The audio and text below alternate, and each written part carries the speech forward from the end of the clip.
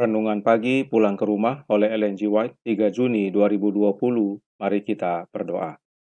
Bapa kami yang di sorga, Allah pencipta langit dan bumi, laut dan segala isinya, Allah yang maha besar, maha kuasa, sumber segalanya yang kami sembah selalu melalui anak-Mu yang tunggal, Yesus Kristus. Terpujilah Yesus anak Allah yang maha tinggi, satu-satunya pengantara kami kepada Bapa. Pada pagi hari ini kami bersyukur boleh bangun dan berbakti dan sebagaimana membaca firman-Mu. Kuasa roh-Mu kami butuhkan ya Yesus agar menolong kami mengerti dan menghidupkan. Beserta kami sepanjang perbaktian ini, kehendak-Mu yang jadi, ampunkan kami akan dosa dan salah, karena kami berdoa hanya melalui anak Allah yang tunggal, Yesus Kristus, yang adalah Tuhan dan Juru Selamat kami. Amin. Renungan hari ini akan dibacakan oleh Ibu Gladys Torondek. Silakan Ibu Gladys. Renungan hari ini berjudul Penurutan Kondisi untuk Kebahagiaan. Jadi sekarang, jika kamu sungguh-sungguh mendengarkan firman-Ku dan berpegang pada perjanjian-Ku, maka kamu akan menjadi harta kesayangan-Ku sendiri dari antara segala bangsa, sebab Akulah yang empunya seluruh bumi. Keluaran 19 ayat 5. Leluhur kita yang pertama itu, sekalipun diciptakan dalam keadaan suci dan tidak berdosa, tidaklah ditempatkan dalam suatu keadaan di mana mereka tidak mungkin berbuat salah. Allah menjadikan mereka sebagai makhluk yang mempunyai kebebasan, sanggup untuk menghargai kebijaksanaan serta kebajikan daripada tabiatnya dan keadilan tuntutannya. Dan dengan kebebasan yang penuh, mereka bisa memilih untuk menurut atau tidak. Mereka direncanakan untuk dapat menikmati persekutuan dengan Allah dan malaikat-malaikat suci. Tetapi, sebelum mereka memperoleh kehidupan yang kekal itu, kesetiaan mereka harus diuji. Semenjak awal kejadian manusia, satu ujian telah diadakan guna menguji keinginan untuk memanjakan diri. Satu nafsu yang berbahaya yang telah menjadi dasar dari kejatuhan Lucifer. Pohon pengetahuan baik dan jahat tumbuh dekat pohon al-hayat di tengah-tengah taman itu sebagai suatu ujian terhadap penurutan, iman dan kasih daripada leluhur kita yang pertama. Sementara mereka diizinkan untuk memakan dengan sesukanya buah dari semua pepohonan yang ada, mereka dilarang untuk mengecap buah pohon pengetahuan ini dengan kematian sebagai imbalannya. Mereka juga terbuka kepada pencobaan iblis. Tetapi bila mana mereka dapat tahan akan ujian itu, mereka akhirnya akan ditempatkan lebih tinggi daripada kuasa iblis itu untuk menikmati hidup yang kekal bersama Allah. Allah menempatkan manusia di bawah hukum sebagai satu syarat mutlak dari hidupnya. Ia berada di bawah pemerintahan ilahi dan tidak ada pemerintahan tanpa hukum. Allah dapat menciptakan manusia tanpa kesanggupan untuk melanggar akan hukumnya. Ia dapat mencegah tangan Adam untuk tidak menjamah buah yang terlarang itu. Tetapi di dalam hal seperti itu, manusia bukan lagi merupakan sebagai makhluk yang bebas memilih, melainkan seperti mesin semata-mata. Tanpa kebebasan memilih, penurutannya tidaklah bersifat sukarela, tetapi terpaksa. Dalam keadaan seperti ini, maka tidak akan ada perkembangan tabiat. Keadaan seperti ini bertentangan dengan Allah dalam perlakuannya dengan penduduk dunia-dunia lain. Manusia tidak lagi layak disebut sebagai makhluk yang berpikir, dan hal seperti itu hanya akan menguatkan tuduhan iblis bahwa pemerintahan Allah itu dijalankan dengan sewenang-wenang. Allah menciptakan manusia tulus. Ia memberikan kepadanya sifat-sifat yang agung tanpa kecenderungan untuk berbuat jahat. Ia menganugerahi dia dengan kuasa berpikir yang tinggi serta memberikan kepadanya pengaruh-pengaruh yang kuat agar ia tetap setia. Penurutan yang sempurna dan kekal adalah syarat-syarat kebahagiaan yang kekal. Dengan syarat ini, ia mempunyai kebebasan pada pohon al-hayat itu. Alfa dan Omega jilid 1, halaman 41 dan 42. Terima kasih kepada Ibu Gladys Torondek. Tuhan Yesus memberkati penata layanannya.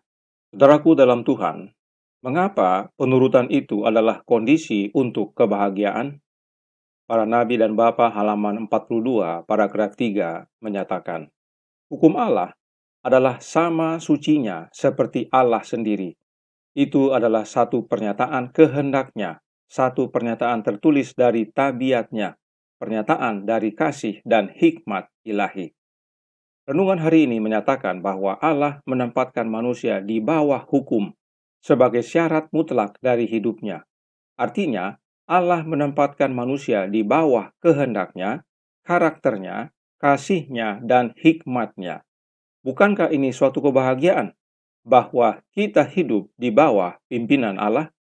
Roh Nubuat melanjutkan dalam Para Nabi dan Bapa halaman 43 paragraf 2 yang berbunyi, malaikat-malaikat mengamarkan mereka supaya selalu waspada terhadap tipu daya setan, karena usahanya untuk menjerat mereka tidak pernah mengenal lelah. Selagi mereka taat kepada Allah, si jahat itu tidak akan dapat membinasakan mereka, karena bila perlu, setiap malaikat di sorga akan disuruh untuk menolong mereka. Mereka di sini adalah Adam dan Hawa. Bila mana kita menurut kepada Allah, kita aman. Allah peliharakan. Ini salah satu dasar mengapa menurut itu membawa kebahagiaan. Tetapi pengalaman Lucifer menjadi pelajaran. Lucifer memanjakan diri dan karenanya Allah tempatkan ujian di Taman Eden, yaitu pohon pengetahuan baik dan jahat. Pohon itu adalah ujian penurutan. Sebab untuk hidup menurut kepada hukum Allah bukanlah paksaan tetapi kerelaan. Karena manusia Allah ciptakan dengan kuasa memilih. Kuasa memilih ini yang penting kita pahami agar mengerti bahwa menurut itu membawa kebahagiaan. Untuk itu, mari kita lihat pengalaman Hawa. Malaikat memberikan nasihat kepada Hawa.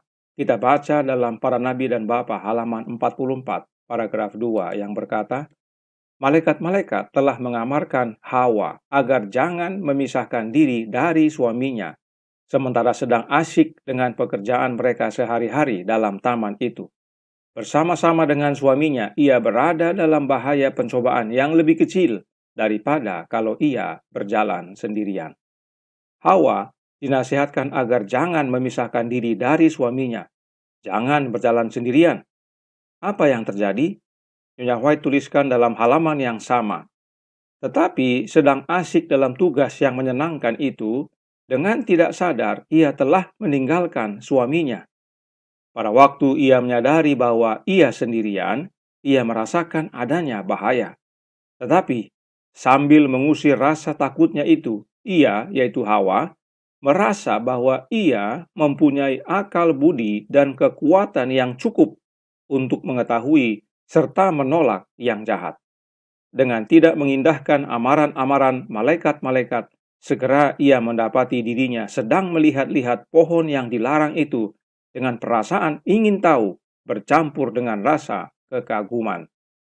Bisa lihat pentingnya memahami kuasa memilih tersebut? Hawa sudah dinasehati agar jangan terpisah dari suami. Namun saat menyadari dirinya terpisah, dia bukannya segera kembali kepada suaminya, malah merasa dirinya punya akal budi dan kekuatan yang cukup untuk tolak yang jahat. Hawa memilih untuk tidak menurut. Inilah prinsip yang perlu kita mengerti.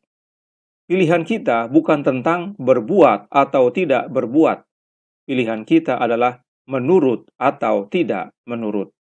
Perbuatan kita adalah buah dari hasil dari apakah kita menurut atau tidak menurut. Perhatikan pengalaman Hawa berikut ini yang tercatat dalam Kejadian pasal 3 ayat 1-6.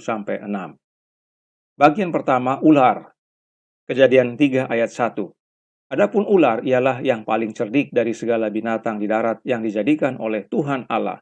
Ular itu berkata kepada perempuan itu, "Tentulah Allah berfirman, semua pohon dalam taman ini jangan kamu makan buahnya, bukan?"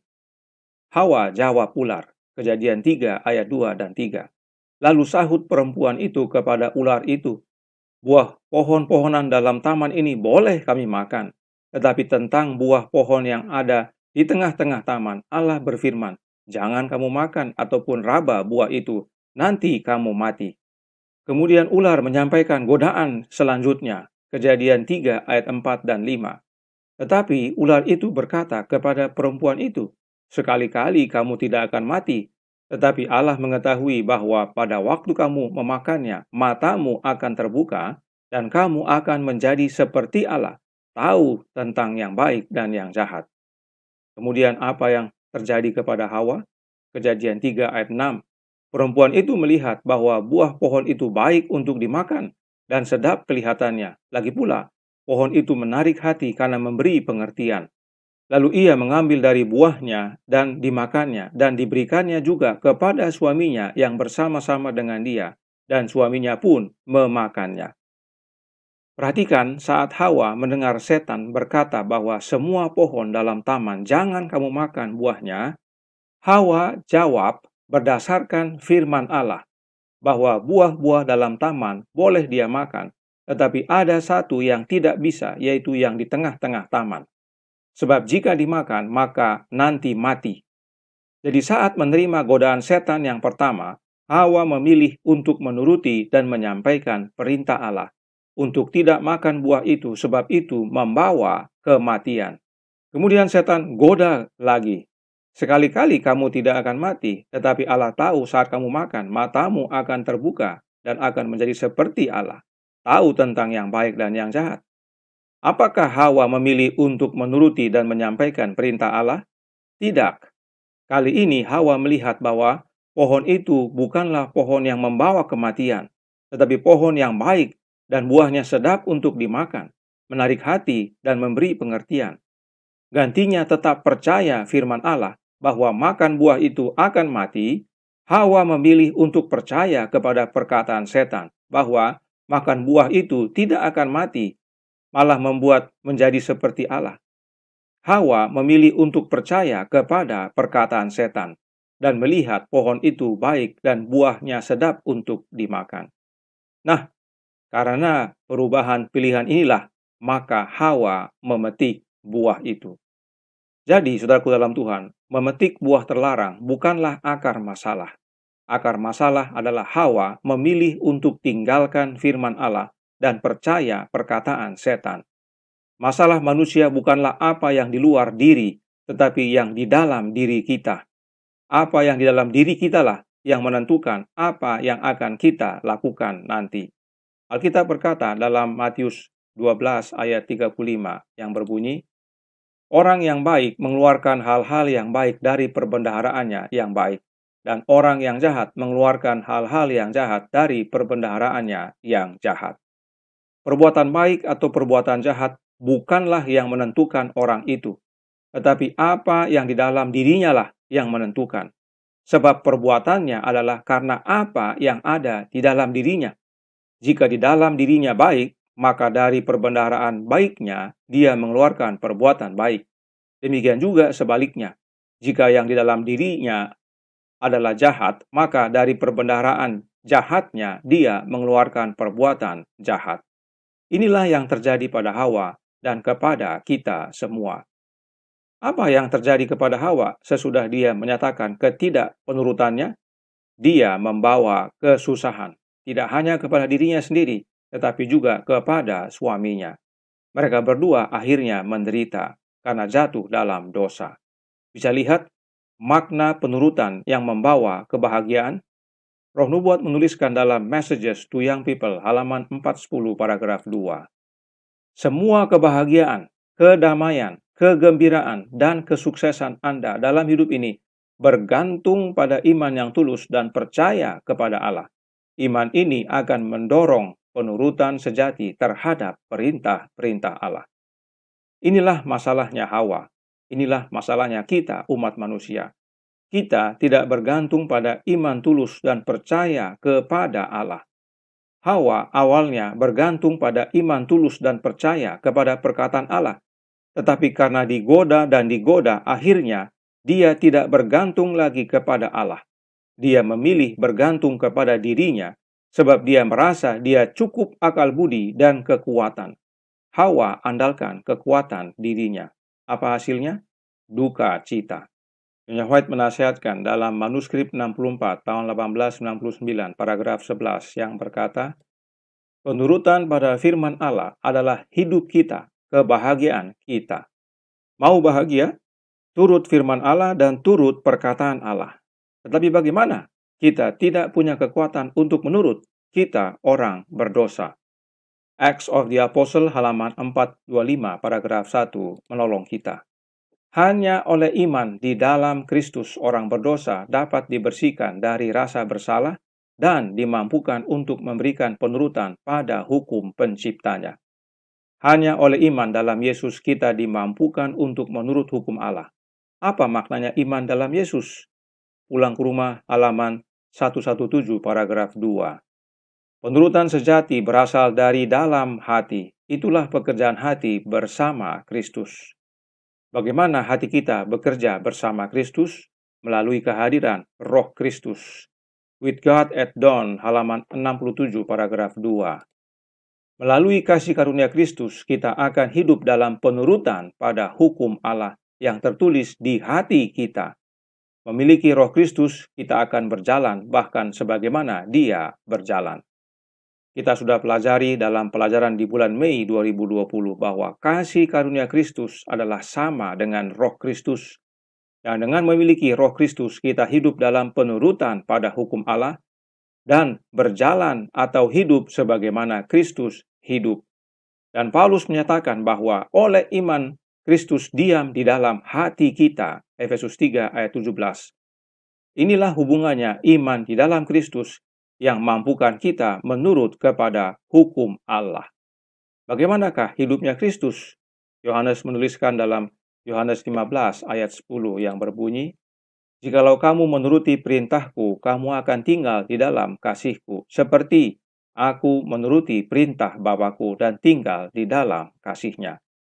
Yesus menuruti perintah Bapanya, itu sebabnya dia tinggal dalam kasih Bapanya. Sebab hukum Allah adalah kehendak Bapa, karakter Bapa, kasih dan hikmat Bapa. Karenanya, yang kita perlukan adalah Rohnya Kristus, agar kita dapat hidupkan penurutan kepada perintah atau hukum Allah. Apakah dengan menuruti hukum Allah kita hanya merasakan kebahagiaan di dunia ini? Christian Temperance and Bible Hygiene halaman 120 paragraf 2 menyatakan, semua hukum alam yang merupakan hukum Allah dirancang untuk kebaikan kita. Penurutan kepada hukum Allah akan meningkatkan kebahagiaan kita dalam hidup ini dan akan membantu kita dalam persiapan untuk kehidupan yang akan datang. Penurutan kita di dunia ini adalah persiapan untuk penurutan di dunia baru nanti.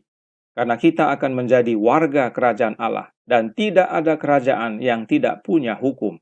Karenanya, penting menghidupkan kehidupan penurutan di dunia ini, karena itu mempersiapkan kita untuk penurutan di dunia baru nanti.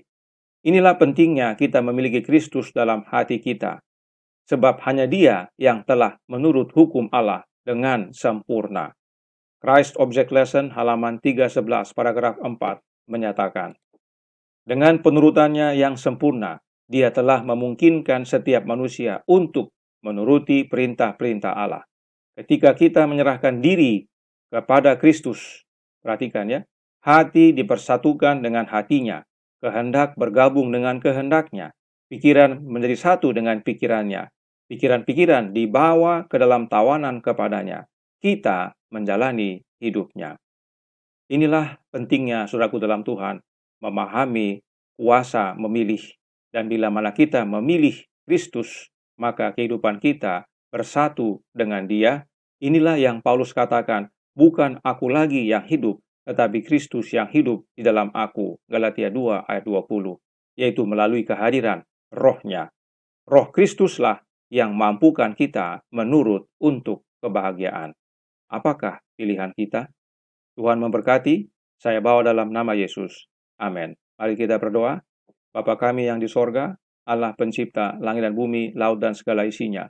Allah yang maha besar, maha kuasa, sumber segalanya. Yang kami sembah selalu melalui anak-Mu yang tunggal, Yesus Kristus. Terima kasih atas nasihat yang sangat baik. Agar kami memilih untuk menurut kepada Allah. Memilih untuk menerima Roh Kristus dalam hati. Karena hanya Kristus yang mampukan kami menurut untuk kebahagiaan. Sebab hidupnya adalah hidup penurutan yang sempurna, yang mampukan kami menuruti perintah-perintah Allah. Dan itu kami terima oleh iman. Tolong kami ya Bapa, hadir dalam hidup kami ya Yesus, kehendak-Mu yang jadi, karena kami berdoa dan mohon ampun akan dosa, hanya melalui satu nama, nama anak Allah yang tunggal, Yesus Kristus, yang adalah Tuhan dan Juru Selamat kami. Amin.